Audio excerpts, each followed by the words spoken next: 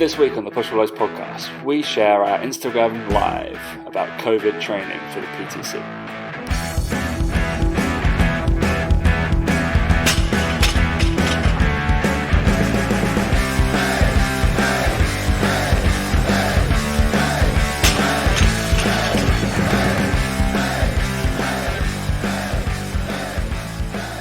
Checking connection, going out live. Woo! We're now live. All right. We have Daniel Meek joining us. Obviously, welcome to Instagram Live. If people are going to start to jump in, we're also going to put this out as a. There we go. A few joined in. We're going to put this out as a podcast as well, as we're getting a load of people jumping in. Wait. So yeah, once Daniel will invite on, if he decides to do that. There we go. Get a few people joining on. Should we do that? Let's go live with Mr. Bicep. Wait for Daniel to accept. Let's get a few people. Where are you from? Who's coming on? Victoria Boast's on there. There we go. Shout out to some of our normal listeners, right? Daniel, hello. I'm here. You right? You're there. Good. Wonderful, mate. Sorry, you're a bit quiet. Am I? Yeah, I'm all right, mate. Not too bad, you know. Busy day. Busy day. Online client check-ins, but you know, so. That's what's happening, right? Yeah, well, we've got a few people from India, loads of other people. Everywhere's joining in. My manager's actually just joined in. Hey, Joe.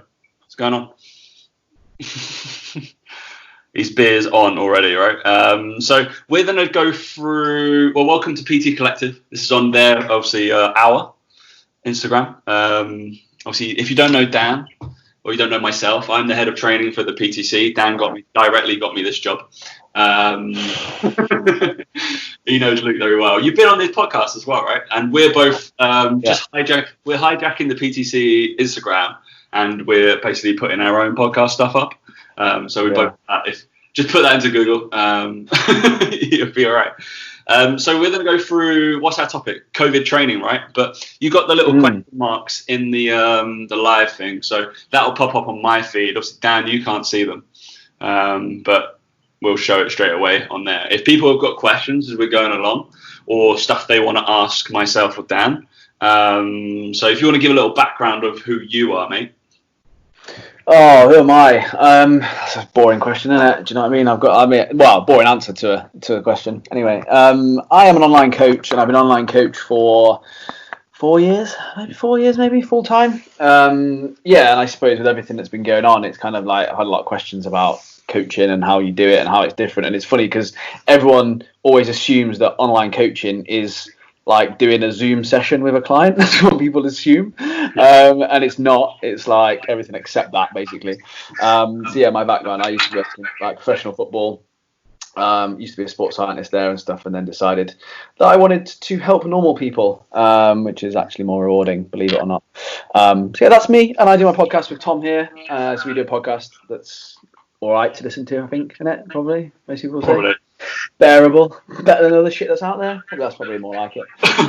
And I also work. With Mike at Biceps and Banter. That's where I do my online coaching with him. And me and Mike know Luke very well, and have been like say on his podcast and stuff recently. So yeah, mate. Well, good. So we'll dive straight into our topics, right? Because we've got to talk about COVID online training for personal trainers, etc. What's happening right now. And it's definitely something we've been covering for the last... Well, we've been in lockdown for 3 weeks, so we've been probably doing it for about 4, I'm sure. Yeah, it's about right. So from like a nutrition point of view, what have your clients been experiencing, and what kind of trainers should be they start to implementing it, but especially when you're not been going out as much? Obviously activity levels have gone down. See what's going on there. Yeah, so a lot of people have had to like reduce their calories somewhat because they're not moving around as much. But also as well, alongside that, people are noticing their hunger isn't as bad as a byproduct of that. So it's this whole thing about, obviously, with dieting, it's calories in, calories out. Well, everyone knows that. Hopefully, everyone knows that. But ultimately, that's where, like, when something like this happens, people go, oh, it's not there, is it? Because it's going to change now. And it's like, yeah, because the calories out aspect has so many things to it. So we basically had to kind of reestablish where clients' maintenance calories are in basically, and maintenance calories for a lot of them would be maybe what they were dieting on previously. So we've had to kind of go back to the drawing board with a lot of them and kind of go, right, establish your routine and your current habits and how you're eating and how you're now going to eat during the day. So, for example, it's a lot easier for people to just eat 3 meals a day now, whereas before, if they're up earlier, get home later at night, they want to eat more during the day potentially because they're doing more activity. So having to sort of reestablish I suppose that routine has been key, and trying to get people to have some structure to their day, because obviously at the moment it's kind of like no one really has that, or initially at the start they didn't. And people were snacking a lot, picking a lot of food, all that sort of thing was going on. So having to sort of go over some of the ground rules around that really was quite useful, because I think people do it out of boredom rather than necessity and hunger, which is what I think everyone's finding right now. It's like easy to just walk past the fridge and be like, oh, what's in there? Have a look. You do the classic kind of walk past the fridge and then kind of check it, and then put it back, check it again. And you've not had a food shop delivered, so you're like, well, what's the point of looking? I mean, we might as well cover this topic straight out of the bat, because it's only going to come up further down the line. But you don't check whether your chocolate's in there, correct? You do check chocolate. In terms of home workouts and stuff, like, it's been really interesting actually seeing a number of, let's say, my clients and how they're getting on with that, and having to deal with each person individually alongside that, because some people have been fine doing workouts at home, they're really motivated, others are just not. So it's kind of trying to balance that out and go, those that maybe are training a bit harder they would have more calories, more food. Those that aren't would maybe do other things like go for walks, get more steps in, potentially things like that, and eat less food. It's just trying to work that out really. I think it's been a few weeks of working that out and people getting in their routines, but obviously, like, the other thing as well we have to take into account with it all is that people's moods are up and down a lot more frequently than they were previously, which is one thing I've noticed, particularly this week, actually, is that people are having great days followed by really shit days, great days, shit days, and it's almost like all my clients have turned into women, but they haven't. It's just weird. Yeah, unfortunately. Someone in the comments is going to get me for that, I concur, because I haven't really moved most of my clients online, but you're keeping up with them. You're probably keeping up with them a lot more than I am, because they're generally 1-to-1. But even speaking personally, the ups and downs are massive from day to day, isn't it? It's just super strange. Even though you're super confined, you're kind of playing with your own space in your head. And you're like, oh, I want to get out again. But super weird. Yeah. So with that as well, I've had to a lot of my clients are very they're quite strict, and they're usually pretty good at dealing with day to day. This is what calories are my macros. They kind of like a routine and they know exactly where they're at. And actually, because of that, and because of the fact that people are having that up and down in their mood and stuff with their emotions, as it were, is that people often, because of that, will then need, I suppose, flexibility within their food, because some people will eat more when they feel down or they feel happy or whatever it is. So I've kind of tried to, with a lot of clients that are struggling with that, is give them ranges in calories rather than giving them exact things. So being as flexible as the situation is, because obviously that day to day, people are going to struggle with keeping to the same thing every day, because things are going to piss them off or annoy them or make them happy or whatever it is. And I think it's important that they have flexibility. And as a coach, it's important to know that they might need that a little bit more, and to give them the power to have that flexibility within their week and still get results. And also at the moment, I think it's having that fine line between, I think that with coaching anyway, there's always a fine line between putting an arm around the shoulder and giving a kick up the arse. And I feel that at the moment I'm doing a lot more putting the arm around the shoulder and kicking up the arse, because it's just a time where people are just a little bit more, I suppose, sensitive to the fact that things aren't normal, quote unquote normal. Is there anything ever normal? One of my clients wants to move to Mike's. That's great. He can go. It's fine. Sam's fine. I just think it's your value as a coach comes into play, because you're having to be flexible with the situation and move things around, and actually listen to your clients and listen to people, rather than just give them all the same piece of shit that a lot of other trainers do. I think it's important to make sure that that's thought about. I mean, yeah, that's what the person we said on the live before. I'm sure it's been echoed by like Jamie Alderton as we've gone through. Is like being the personal side of that personal trainer is probably the biggest thing right now, because we're going to go into it. We got asked a question about what are the limitations of the home workouts and some of the crap that I'm gonna use the word crap here, the crap that we've seen out there, that we discussed last week, Luke, that people are putting out, but you're kind of confined. But the personal side is the arm around the shoulder, making sure they're okay, that they're not just get through some of the hard times, and just hard times kind of to do with the fitness and nutrition stuff, because obviously that's taken a back seat, really. I mean, it's maybe something that they can focus on. For some people who have just gone balls to the wall and they're working out every single day, and you're like, oh, great, you're going to make amazing progress right now. It's keeping them sane. But yeah, it's interesting. I think it's also comes down to remembering that there's always positives to take out of everything. I think that the way I've described it to some clients who are maybe at maintenance calories, they're not really training that much, is to go, yeah, but if you weren't paying attention to what you're doing, you'd be gaining a kilo a week and you come out of this a stone heavier. So even if you come out of it the same weight you went in, that's progress. Like, that's a good thing. And people are so obsessed with seeing the scale go down, or they're so obsessed with, putting on loads of muscle. They don't see the benefit at the moment. They're not seeing the benefit of staying as you are, because ordinarily you would be gaining weight at this rate. If you're staying here, that's progress. And people are finding it hard to see that. And the same with the home workouts. Like, I'll be the first to admit, I've barely done any home workouts because I'm not motivated to do it. But I can find that for me, I can easily control my calories, hit my protein intake, and not gain ridiculous amounts of weight. I'm the same weight now as I was when I came into this. So it's like, I'm not finding it difficult. And some people would kind of use the home workouts as a way of going, well, I can eat more calories to do that, so therefore I'm going to do it, or whatever they decide. Like, I'm not going to take up running to try and eat more calories. It's just not going to happen. Doing it. Running is the worst. I mean, we talked about this like on the show, right? And I've been for, I don't know, 2-3 runs. It's so bad. I am in absolute tatters. It's just awful thing to do. and I think it's that whole thing of like, people beat themselves up because then they believe they're not seeing progress. And I have to keep reminding people, you don't know that because you don't know what you'd be doing if we weren't working, like we weren't doing this. If we were working together and you'd see your weight spike up and you'd be reaching for the chocolate all the time from the fridge, you'd be, diving into crisps, because you won't have that accountability. You would just go off the rails with things. And it's trying to remember that sometimes, and remember that it's sometimes just as good to maintain as it is to lose or to make progress or whatever it is. And often progress can be misconstrued as has to be weight loss or has to be strength going up. They're the kind of two things we talk about the most. People look at progress as linear, don't they? I think we've had lots of, for example, when so let's dive into the home workout stuff as well, because I'm sure you've been having to scale. I'm assuming most of your guys have access to a gym normally, or maybe they do something like running or blah, blah, blah, all that kind of stuff. But you're having to scale the progress using your home workout there. But the periodization, forget that, if I'm really honest. Speaking as a head of training for Third Space and for PTC, I'm going to be like, actually, we're just going to try and maintain. Pick what you want to do and maintain. If it's a strength goal, hypertrophy goal, or anything like that, then just maintain. You've done an incredible job. If you've got equipment, then you're in the top 10% of people that've got equipment to use. Therefore, use it to your advantage and use your coach, or if you are a coach, use your dip into your bag of tricks to find what you can do.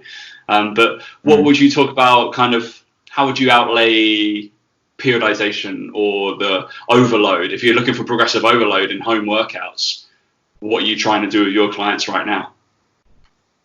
So, I mean, the straightforward things is there's the generic stuff that you would look at anyway, which is sets and reps and things like that. Some people, a lot of my clients actually saying the home workouts are quite difficult and quite challenging, and so they should be. I think there's that conception that it's how easy your programming is normally. Maybe, yeah. But no, I think it also comes down to, I think one of the limitations of online coaching is that you give your client a program to do and they increase the weight or they get better and stuff, and you're like, oh, everything's going great, and then you're like, right, can I see a video of that?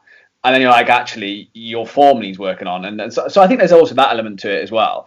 But it's that Bulgarian split squat for 15 reps shouldn't really be easy. Like, even body weight, it shouldn't really be that easy to do. Like, it's going to tax you to some degree. And I think it sometimes highlights issues in people's form when you hold, you throw in like a an isometric hold for 2 seconds at the bottom of a movement, all of a sudden they're like, oh, actually, that's a lot harder. And you get people working on their mobility and their range and stuff like that. So home workouts have been good to introduce, I think, for some people. But other ways to, as someone just put in the comments there, like tempo is a great thing. So slowing things down completely has been one thing that I've utilized. Obviously, you're going to look at reducing rest times because the load isn't as much as it is in the gym. But a lot of my clients have found them quite difficult and found home workouts still as challenging because of you can still use bands. I think some people have got. I wouldn't ever advocate use of a frying pan, but bands is certainly the ones is something to use. Whoa. Circle back to that. Well, who's using frying pans? Have you not seen it online? There's people on Instagram selling workout plans, like Instagram influencers selling workout plans, and she's like doing a kettlebell swing with like a frying pan. Like, are they really? Food. Yeah, no, mate, just get out more. Instagram more. Yeah, like, and she's there doing like flies with like frying pans, you know, like lying down on the floor. Oh, that's amazing. Yeah. Yeah, so it's like I've also taken it from a point of view with a lot of clients. Has she taken the time to go and weigh them so she knows what? Has she set out her weekly plan of like, I'm going to use this big one frying pan per side? Yeah, just one frying pan, and then it's like have two or order more or use the slightly bigger one. Then she puts her dinner in it, and then she just curls. Of course, yeah. I mean, that's ridiculous. But that's the thing is like things like this like bring out that side in people. Like it's to me and you, it's stupid. It's stupid, of course it is, but there's probably people out there buying it because they've panicked and they've gone, oh my God, I need a workout plan to do from home. And the biggest misconception that I think the whole home workouts thing has brought around is that it's not called weight training. It's called resistance training. How you add resistance to like your body or whatever can be done in a multitude of ways. Like there's so many ways to do it. And like I had someone the other day, one of my clients, and she had like these like small plates, and she was like, I can't fit any more on the dumbbell holder that I've got, but I've got loads more plates lying around. And she was doing Bulgarians, and I was like, have you got a backpack? Like, why do you have a dumbbell? Like, because people are so like single-minded of like barbell, dumbbell, like it has to be, it has to be done that way. And I was just like, So yeah, it's just little things like that. You just have to be creative, but at the same time, I think it's all you have to do. Yeah, like tissue. I mean, for that example, Bulgarian split squat. Anyway, it's a general rule. I basically as much load as you can hold here anteriorly before you can drop it down here anyway. So as long as you can hold your butt back, I don't know, as many plates in her arms as possible. Have a little bag. Put it in a carrier bag. Would that not do the same thing? Yeah. It's like a kettlebell then. I mean, well, exactly. Yeah, and I think there's also the reason people are getting so caught up with workouts is that they're saying, oh, there's no variation. They're like, oh, I don't have access to all these other things. I can only do these amounts of movements. Like say Bulgarians, right, is a great example. If you've got enough weight at home, it's like if you did Bulgarians for 16 weeks in a row and you gradually did more reps and more sets and stronger, you're going to get better legs. Like you can do 10 sets in a day. Yeah. Like you don't have to like do 3 sets of Bulgarians and then go, right, I've got to do normal squats or I've got to do lunges. Like, no, you can just do the same exercise. If it's hitting the muscle groups it needs to hit, just do 10 sets in a leg day. And I think people are trying to get caught up in my gym program at home needs to look like my gym program at the gym. And it's like, no, it doesn't. If you find an exercise that you can do and you can load, you can use your partner, you can use the weights that you have got, just do the same movement for 12 weeks. And guess what? You're going to get stronger at it. Like it's as simple as that. In the gym, you do the same thing, but because it's not a barbell, it's not on your back. People are like, "Oh, there's no point squatting. There's no point doing legs." It's like, I mean, Gary's asked, what if the frying pan weighed 8 kilos? Then you're down for 8 kilos. Absolutely fine. And I also thought that said, I'd love to see you flip. I'd love to see you flip a pancake with an 8 kilo frying pan, and then hit frosting the coach. I think that was I think when we first started doing this, I said, "Yeah, you can just deadlift your couch." I was like, "Just keep picking that up." Like, as long as it works, all right. Mr. did it. Do you know, like Mr. Was he the classic bodybuilder, Mr. Olympia, Chris Bumstead? He's there in his living room doing the bench press with the sofa, and I'm like, but to him, that's like me bench pressing his kind of Pepsi. It's like, it's not going to do anything, mate, unless you put, you'd be better off doing a press up. You probably weigh more. You weigh more than the couch. You know, when you're kind of looking at it, like, come on, like, but people doing it because it's on Instagram, it looks good. It's like the press up. Do press ups for your chest, right? If you do 200 press ups every other day, your chest is not going to get smaller. It's just not going to happen. Like, and people are just losing their minds about like working out from home. If we look at like, we can break that down as well, because we can. Look, I think the top 2 exercises that anybody's on a program right now are going to be, we said it a million times, Bulgarian split squats or rear foot elevated split squats. If you're able to do them, and by all means, it's going to be place your hand on something whilst you're doing it, like use a pole or the wall or whatever, and slow the tempo down. Because we talk about kind of what we got. We're going to change, we're turning it into a balance kind of thing. So you're trying to take away from muscle group and you're identifying that. So actually, if you're thinking from an aesthetic point of view, just going to drive straight down, we just got to put the point of contact. We're big into that. But you take those and press ups. I think if you knock out 15 to 20 press ups in a set and 15 to 20 Bulgarian split squats in a set every single time, I'd be pretty happy with that as your coach. Yeah, and that's the thing, is like the thing that's frustrating sometimes as a coach and coaching clients through this time is they want variety, they want something different because they get bored of this. Whereas I know in my head, if my client had a pull-up bar and just did pull-ups, press-ups, and Bulgarian squats like every day for the next 12 weeks, I know they're going to retain all the muscle that they probably got, like pretty much within reason. And I think that it's kind of like that, but people don't want to hear that because it's boring, and I get that, I understand it, but that's the reality of the situation. Is to maintain muscle, that's all you need to do, but it's trying to please your clients as well to a degree and go, right, well, this is something you can do, this is something different, so that they feel like, well, I'm getting something out of this, or the variety is useful and stuff like that. But the reality of it is it's very, very simple process. It's just trying to get your clients to believe that and understand it and all that sort of stuff. But there's just so much you can do. And I think that you don't have to go on Instagram to find it. You can do, like I've also shown, so the equivalent to press ups for rows would be doing a table row. So if you've got a strong enough table or a desk, you can just do rows up to a desk, and it's simple. Like, no one wants to hear it, but you could just do, like I said, loads and loads of them, like loads of 100%. Them, it would be fine. Yeah, and there's a comment there about mechanical drop sets. Again, you can do things like that. You can do Bulgarians, and you can make it into a deficit. You can add like a big book that you don't read, stand on that, and all of a sudden you've got, even for, it's not sexy, and it's not like a weight, and it's not as easy to quantify your progress, but it's progress. Like, it is progress. Yeah, and that's kind of missing the forest for the trees right now, especially when we don't have the stuff that we can progress. We're just going to try and keep hold of reps, sets, and possibly your body weight. And that's all as coaches we're possibly going to be tracking right now, especially for your clients. And you've got to scale it back as well. I said last week when we were just kind of cranking this, probably people started to write their home workouts for their coaches in the last couple of weeks, and as they're seeing, they should have done like some sort of movement quality assessment, because we were talking about maybe you switch goals, and then suddenly this is a blessing in disguise for you're going to get better range of motion across the board for all of your movements, which is going to be way better in the long run, because people are going to have movement quality, which is fundamentally lacking across the board in fitness sense. So even from trainers, it might be a case to look at ourselves and be like, can we get better at some of these movements? Can we know them? So I did a handstand class on Instagram Live yesterday. Never done a handstand in my life. Super hard. Like, I'm going to just see what it's about. I wish I could have watched that. One of your clients saw that I came into the Instagram Live. She was like, I'm joined by what? Oh, brilliant. That's amazing. But it's just a funny one. Like, we talked about it on the podcast.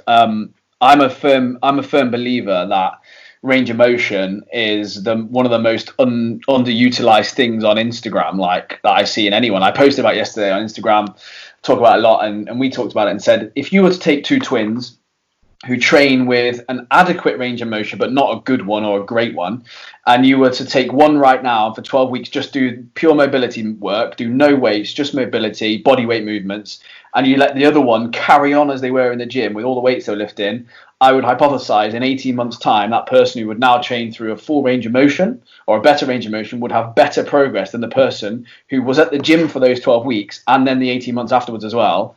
They'd have a better physique and better strength and better progress in general. So people are looking at the short term, I can't get to a gym, I'm going to lose all my progress, and aren't looking at the possibility of going, how can I improve all these things so that when I come out of this, I have a really strong core, and my range of motion is absolutely unbelievable. I've got no shoulder pain anymore, no hip pain, and I can move properly. And in a year's time, you're going to have a better physique than you did or would have done if you were still training the way you were, now.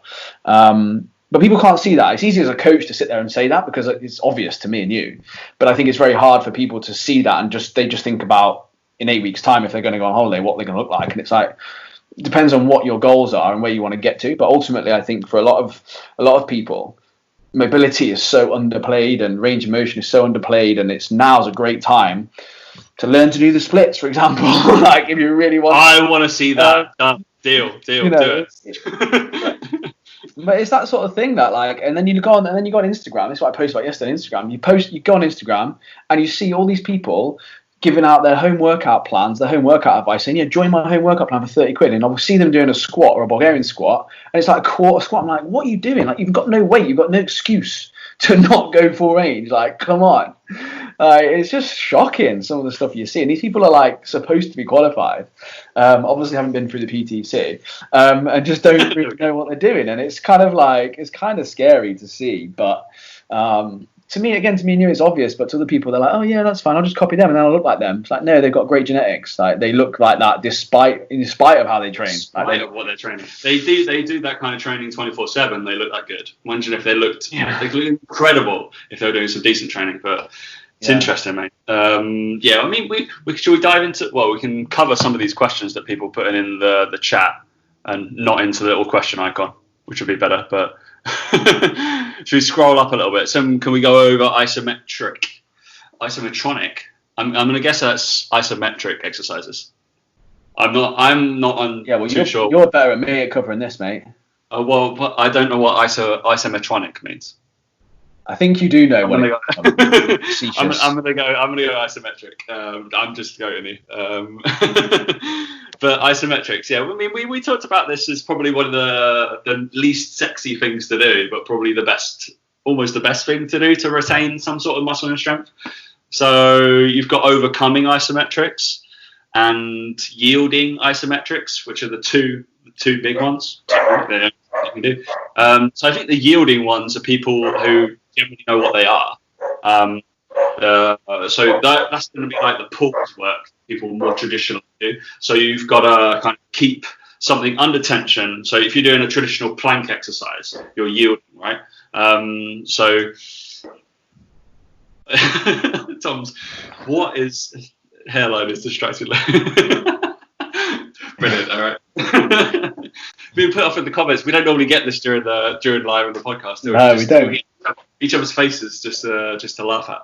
But yeah, if you go through yielding, it's just going to be just like a plank position, because we got to give ourselves basically our body weight is going to be our weight, and we're keeping a load from going against eccentric forces. So with the downward phase of a lift. So if I'm holding a bench press, I'm going to hold it. If I'm going from there to here, that's my yielding. I'm keeping it there because I can overcome it. That's not good range either. That's half range, I remember. No, we can keep it here though, but most people just touch it to their chest, right? Yeah. So that's the yielding effect. It's probably that's going to be putting on. I don't know. It's kind of force overload. It acts to the performance. It's going to be controlled, all that kind of stuff, and you can kind of put it into I don't know. I would use that if you're having a bit of a plateau in a lift or a deadlift, for example. You'd pause, or a bench press, you're struggling to get off your chest. I know we're going to replay this on. We probably spent about 5 years talking about this on the podcast that I struggled to lift 100 kilos for a very long time on on a bench press, didn't I, Daniel? But I blast past it now.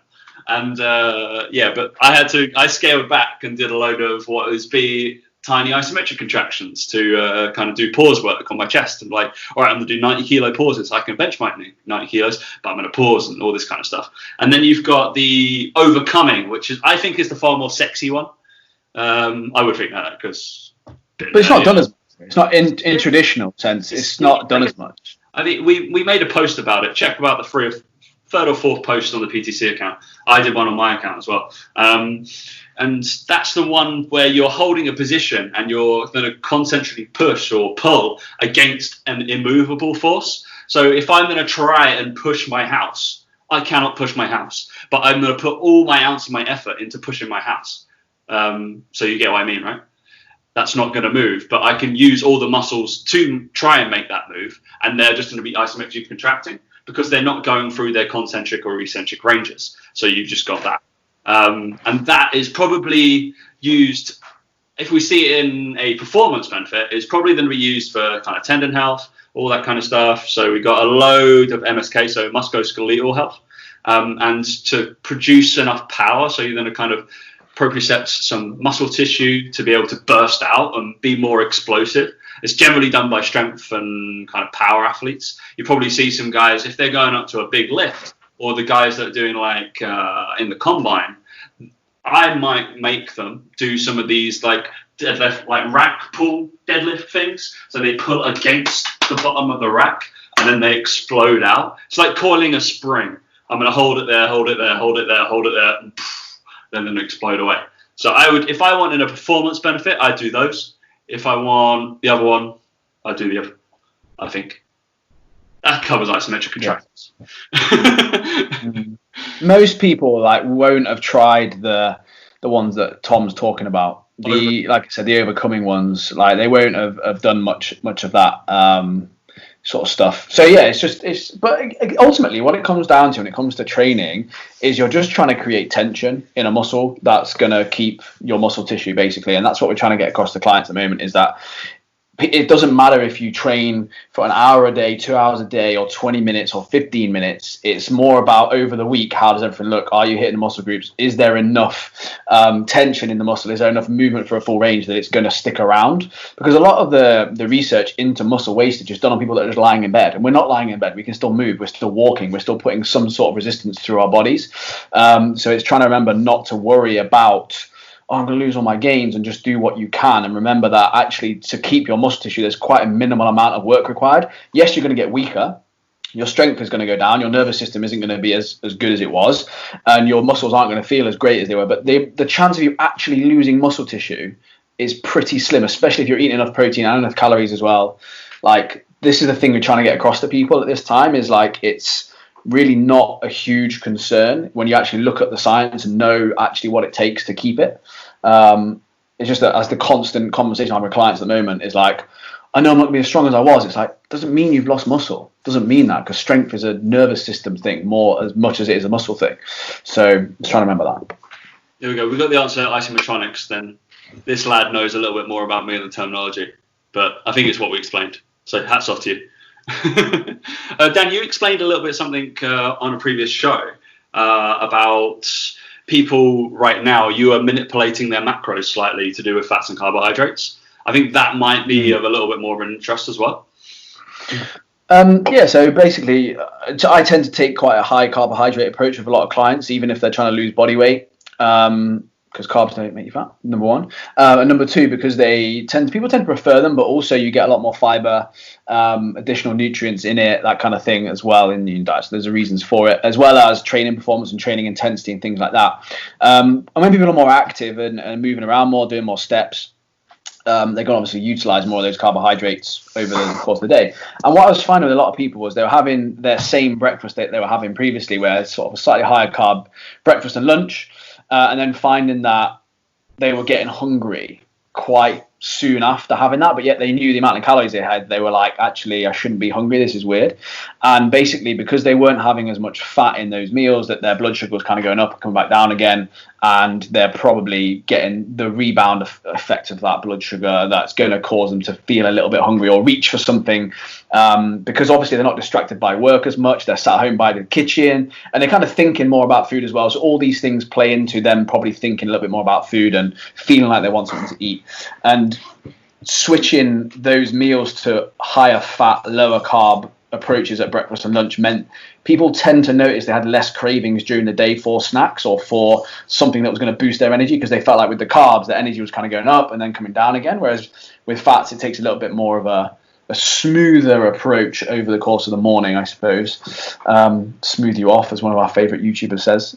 Not technically true, but it just means that the blood sugar rise is a little bit slower, and it can lead to people feeling like they want to snack less during breakfast and lunch, but keeping calories the same, that is, as well. So that's not adjusting calories anyway. It's just kind of going, look, take some carbs out, put some fats in, and people have found that that's helped with their want and need to snack over the sort of the few weeks. And just remembering that people don't need such high amounts of carbohydrates at the moment because they're not moving around as much, their training intensity isn't as hard, they're not lifting as heavy weights, they're not needing to recover from those heavy training sessions as much. So just the need for it's just a little bit lower potentially. And when I say high, I'm talking like I've got some clients who've been on 400-500 grams a day who are now on like 200-250. So it's not like 50 grams of carbs a day or something stupid. It's still bringing it down, but it's just remembering to think about those sorts of things. It's true. 400 to 500 grams of carbs a day is heavy.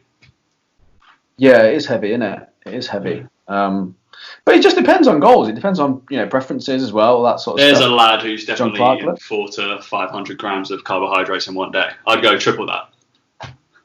I can't believe what John's doing. I can't believe it. Like, he's just such an endurance bunny now. He's like the Duracell, like on his bike. I liked it when he was injured all the time, like 3 years ago. He was just every other week I speak to him, he'd just be like, "Oh no, I tried to deadlift and then I'm injured again." Oh, so.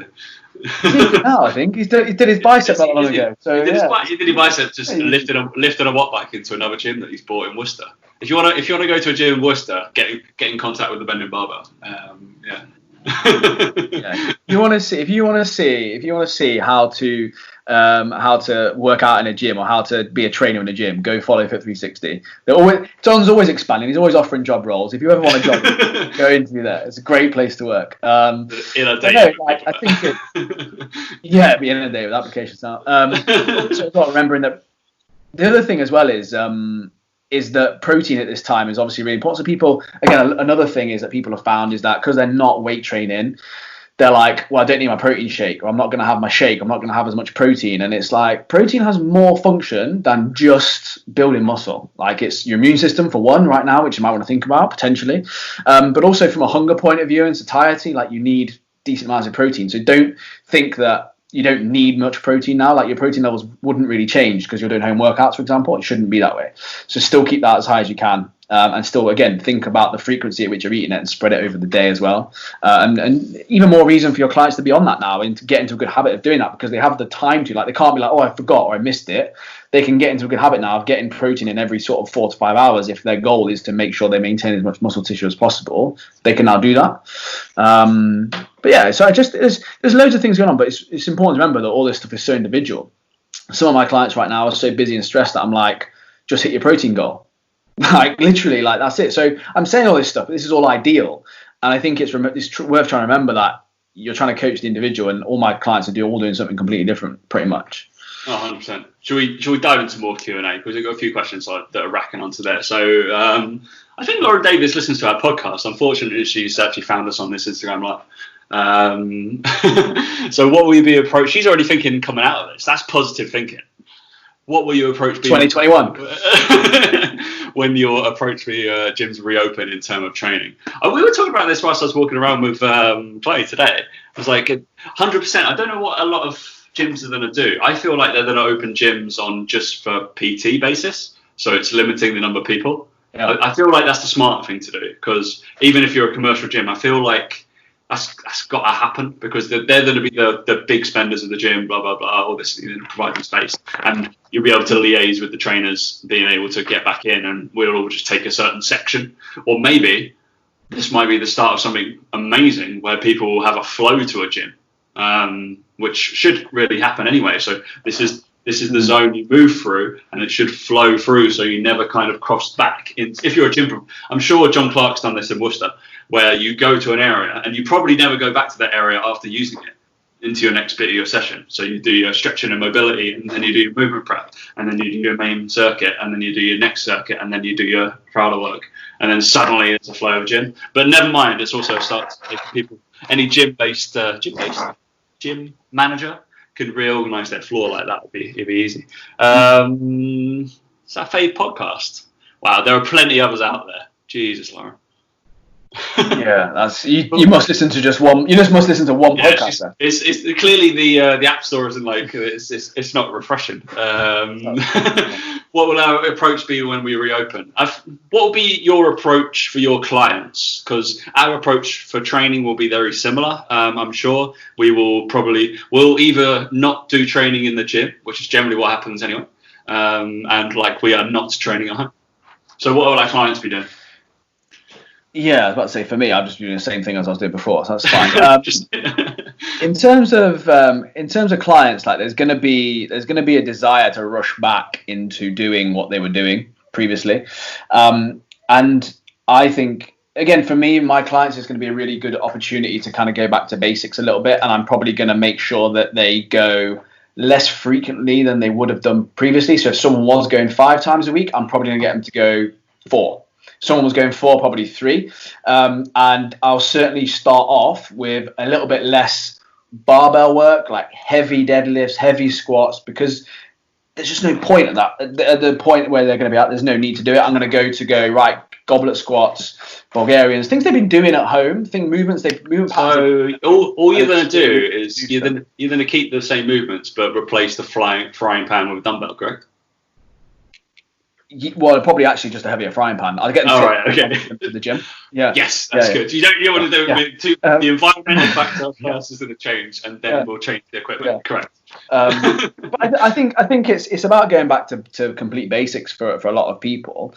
But also remembering that people are going to want to get back into have that feeling of being in the gym and stuff. But those first 2 weeks is going to be a lot of DOMs flying around, like a lot of DOMs. And there's nothing that you're going to get out of trying to barbell back squat, what your 1 rep max in the first week. There's nothing you're going to get that you doing that you wouldn't get doing 50%. It's just there's no point. You need to just like groove that movement again. So certainly for me, it won't be hugely different to what they've been doing at home in terms of the movements. It'll just be then about adding weight to it.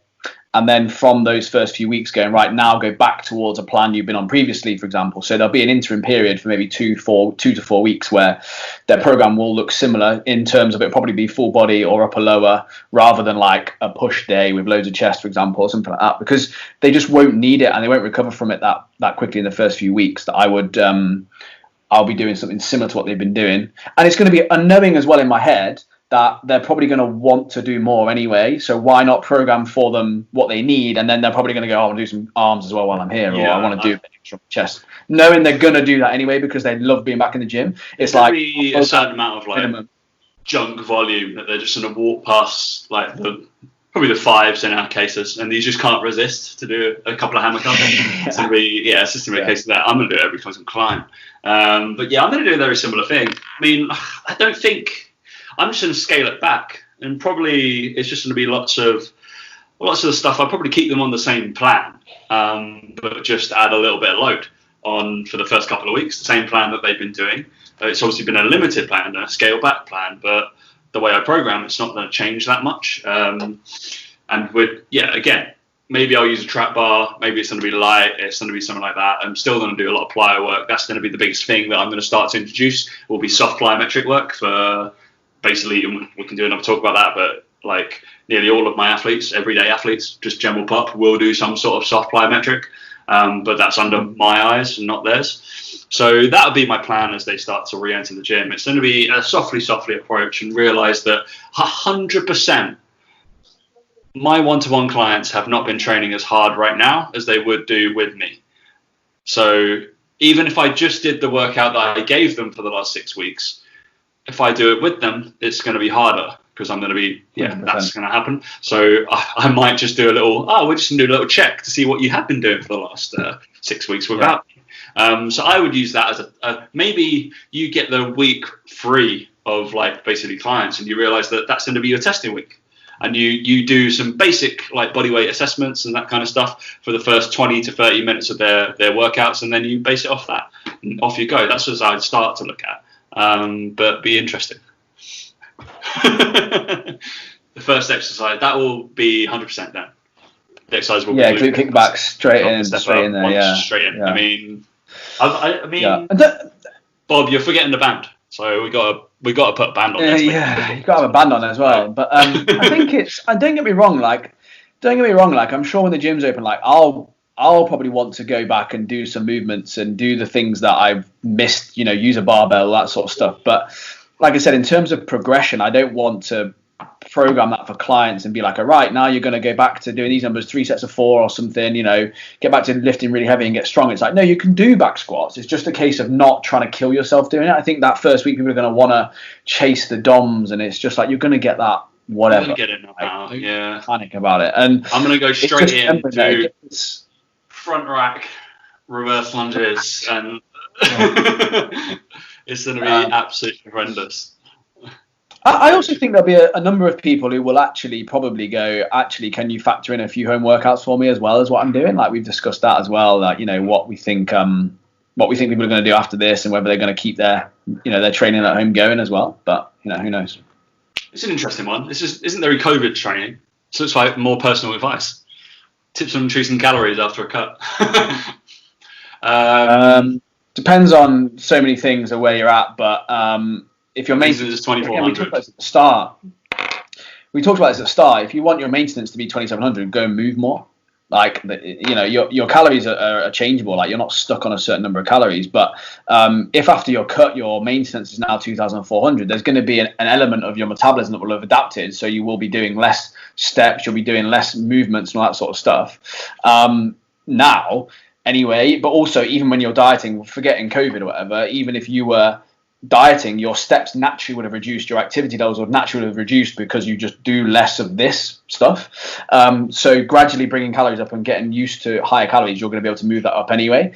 But just remember that maintenance calories are changeable. Like I said, go out and do more steps, do another 10,000 steps each day. You probably go up to 2,700 easily, but it doesn't really matter. It's like your output's going up, but so is your input. It's like, why do you want it to be at a certain level so you can eat more food? Well, if that's I'm guessing that's the case. He just wants to eat 300 more calories a day, more food, right? So therefore, being able to move 300 calories a day more, even though we're not saying exercise. That's the thing, right? It's just going to be you've got both sides of the equation to go up.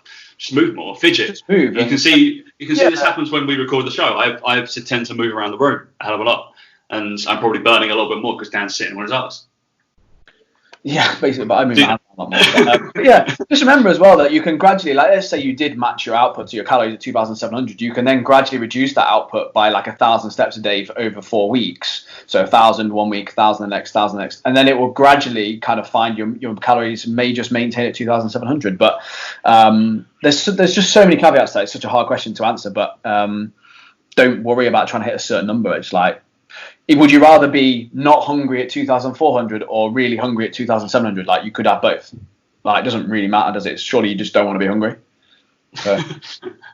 We got one there, Gary Stevens, who's put in the chat. Would you still program home workouts? It's an interesting one, isn't it? Yeah, I think I might. Yeah. I genuinely think people now are like, are you going to want to rush back to the gym and be in there all the time? Like, obviously you're going to have to be, Tom. But I know clients of mine who are sort of saying, actually, I'm not rushing to go back to a place where germs spread quickly. Like, I'm not, like, because they still don't want to get ill. Like, yeah, they're allowed back out again, but it might be that they go twice a week and then they can do 2 more at home that they feel comfortable doing to maintain what they're doing alongside that. And I think certainly for the next 12 months, especially if people have just invested in some equipment at home, they're probably going to want to go, actually, I can do this on a Saturday morning rather than driving to my gym. I can just do it at home on a Saturday. Why would I not want to do that if I can get the same benefit out of it? And as we know from coaching our clients now, is that you can get loads of benefits from working out at home. So I think you're going to see a trend of people actually sticking to that and doing a hybrid thing, especially for the next, like I said, 9 to 12 months potentially, until there's a vaccine, let's say. I think that's when people are going to maybe feel a lot more comfortable about just going about their everyday life again. I've had a few clients who've said to me, like, I would want home workouts now within what I'm doing. So it's interesting. I think definitely for kind of people who, I mean, I give a little bit of stuff when they go away. My clients like travel a fair bit, so it'll be interesting, like going straight in that. That's kind of a home workout stuff, but maybe the mobility and that kind of stuff, the movement quality work, I think has to be there. My client Sam is going to be the Swans. He's going to be the one who goes straight in there on the back squat or the deadlift with the same numbers he was on previously, and he's going to try his best to do it. I guarantee it now, 100%. I know Sam. He's going straight in there, putting all the plates back on, and he's going to come away and he's like, I'm really annoyed. My deadlift wasn't what it was before. I know it. I'm waiting for that. That's going to happen 100%. He's going to be queuing for the gym opening, and the first one. He's probably queuing already.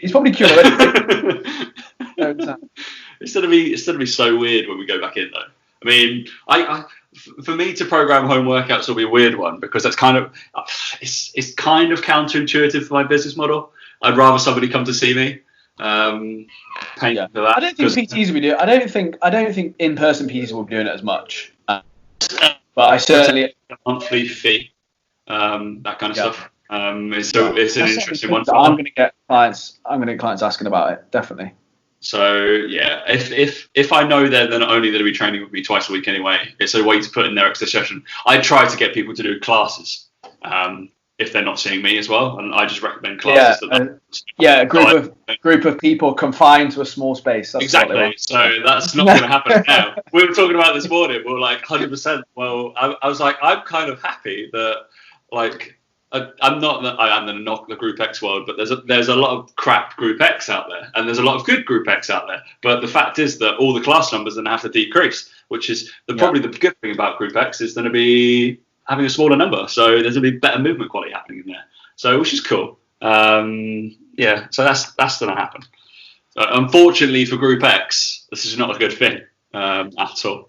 One-to-one PT, it might be okay. I think we can get through this, but Group X is going to take a long time because you're not going to have the numbers that you can't physically have enough. That many people in a supermarket right now, you're not going to have a confined little studio that's going to be hot and sweaty. Hot yoga ain't happening. I know for a fact that they crank up all the temperature and stuff, so to make it look like you sweat more. That's not going to be something we're going to jump into. So unfortunately, there might be a little business opportunity that you have to jump on Luke's online coaching blueprint. So you're going to have to start to do hybrid training. So go and do that, mate. All right. We've been going for 50 minutes. And if you only just caught the end of the show or didn't realise we're doing it, it's going to be timeless as well because we recorded it as a podcast.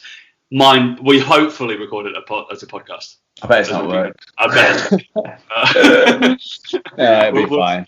We're totally inept in the kind of video signings of this. So, and obviously this will be available for the next 24 hours. Any other business, mate? No, just make sure you go follow me on Instagram, please. That'd be real nice if you don't already. But yeah, other than that, listen to the podcast as well because that's great. Yeah, go listen to. Obviously, you PTC have got the podcast with Lukey. You guys have been on it. You, Mike. Is your lovely other Jojo wasn't on it? Jojo wasn't on it. No, this one. She was there. She just wasn't on it. Oh, there we go. Oh, that's me. It's no, not enough room in next to you and Mike. Mike takes up a lot of room, doesn't he?